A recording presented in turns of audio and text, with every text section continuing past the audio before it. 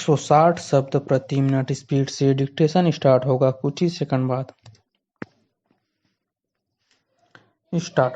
अध्यक्ष महोदय, मैं आपको एक और बात बताना चाहती हूँ और वह यह कि कृषि विभाग को योजना आयोग ने बहुत गलत रास्ते में बिठा दिया है। इन लोगों के पास लड़ने के दम नहीं है और देश में खाद्यान्न का उत्पादन बढ़ाने के लिए जो योजनाएं चाहिए और उनके लिए जो धनराशि चाहिए वे उनको पूरी तरह मंजूर नहीं करा पाते हैं। कृषि विभाग तो जमीन की तरह आधार होता है और उसी पर देश के लिए पर्याप्त अन्न पैदा करने का महान भार है। इसलिए यह बहुत जरूरी है कि अधिक अन्न उपजाने के मार्ग में जो भी आवश्यक कदम यह विभाग उठाना चाहे उसमें किसी तरह की रुकावट न हो। बहुत सी हड़तालें हो सकती है, मजदूर काम से बरी हो सकते हैं, लेकिन किसी भी हालत में वे खाने से बरी नहीं हो सकते। जब हम देखते हैं कि मिलों और कारखानों में हड़तालें हो जाती है, छुट्टी हो जाती है, तो आम काम के दिनों की अपेक्षा लोग उन दिनों में ज़्यादा खाना खाते हैं, ज़्यादा दावतें करते हैं। आज यह हमारे लिए गंभीर चिंता का विषय है कि हमारा अन्न का उत्पादन उस गति से नहीं बढ़ रहा है जिस गति से कि हमारी खपत बढ़ती जा रही है। सरकार तथा इस मंत्रालय के लिए यह समस्या एक बड़ा सिर दर्द पैदा कर रही है। हर एक विभाग में बड़े बड़े अफसर बैठे हैं और हजारों रुपए की लंबी लंबी तनख्वाह ले रहे हैं, लेकिन मुझे अफसोस के साथ कहना पड़ता है कि उनका दिमाग कार्यालय की फाइलों और कागजों में लगा रहता है। इस विभाग का काम बहुत ही महत्वपूर्ण है। प्राकृतिक कोप के कारण जो समय समय पर हमारी फसलों को नुकसान होता है, इससे भी अपनी फसलों की रक्षा करने के लिए आवश्यक कदम उठाना इसके जिम्मे है। आज मेरे पास लखनऊ से कुछ लोग आए थे और वे लोग बोल रहे थे कि यहाँ दिल्ली में इस अवसर पर ठंडी हवा चल रही है और आप यहाँ दरवाजे बंद करके बैठे हैं या आराम से लेटे हैं, लेकिन हमारी जो जान खतरे में है, वहाँ ओले गिर रहे हैं और हमारी गेहूं की फसल खतरे में है।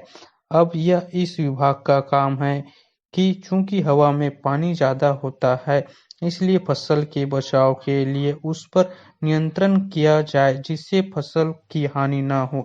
सभापति महोदय, आपकी आज्ञा से 3 दिनों से जो बहस रेलवे पर हो रही है उसका उत्तर देने के लिए मैं खड़ा हुआ हूँ। इसलिए समय आने पर आज उत्तर देने की आज्ञा आपने मुझे दी है। इस बार के बजट पर कुछ विशेष बातें देखने में आई। एक बात तो यह देखने में आई कि इस बजट का उत्तर दूं तो क्या दूं। जो बहस हुई उसमें विरोधी दल ने कोई हिस्सा नहीं लिया। शायद उन्हें विरोध करने के लिए कुछ नहीं मिला या उसका मौका नहीं मिला। एक दूसरे ढंग से उन्होंने समर्थन प्रदान किया। अभी माननीय सदस्य महोदय ने जो अन्य कुछ बातें कही उनसे मैं सहमत हूँ। आपने भी बोला था आपकी सुंदर वाणी सुनने का मुझे मौका नहीं मिला, लेकिन मुख्य रूप से जिस दिन बजट का विरोध करने के लिए विरोधी दल के नेता खड़े हुए तो पीछे से सारे अनेक समर्थक चलते बने। अकेले वही खड़े रहे और बोले, आपको स्मरण होगा मैंने आपका ध्यान आकृष्ट किया। पैरा जो बहस रेलवे बजट पर 3 दिन हुई, इधर के हमारे साथियों ने उस समय का सदुपयोग किया। एक सज्जन केवल विरोधी दल के की ओर से कुछ विशेष रूप से बोले, वे आज यहाँ नहीं है, फिर भी उनका पूरा का पूरा जो भाषण था अब मैं उसका उत्तर देने की चेष्टा करूंगा। साथ ही इसके पहले मैं उन सब लोगों को धन्यवाद दूं जिन्होंने इस बजट के ऊपर अपने विचार रखे।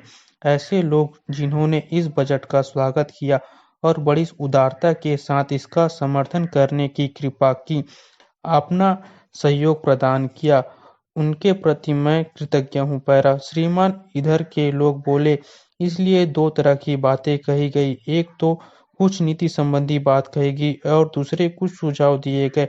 हमारी व्यवस्था में प्रबंध में कहीं कुछ त्रुटि है, क्या होना चाहिए इसके संबंध में कुछ सुझाव दिए गए। कुछ सदस्यों ने सुझाव देते हुए अपने प्रदेश और अपने निर्वाचन क्षेत्र के संबंध में भी कुछ बातें कही। मैंने देखा कि दो तरह की बातें कही गई, एक तो नीति संबंधी और दूसरे सुझाव संबंधी।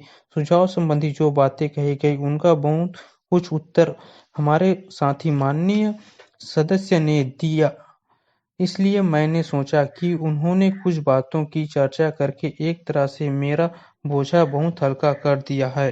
स्टॉक डेली इसी तरह के न्यू डिक्टेशन पाने के लिए इस चैनल को लाइक, शेयर एंड सब्सक्राइब करना ना भूलें। Thanks for watching.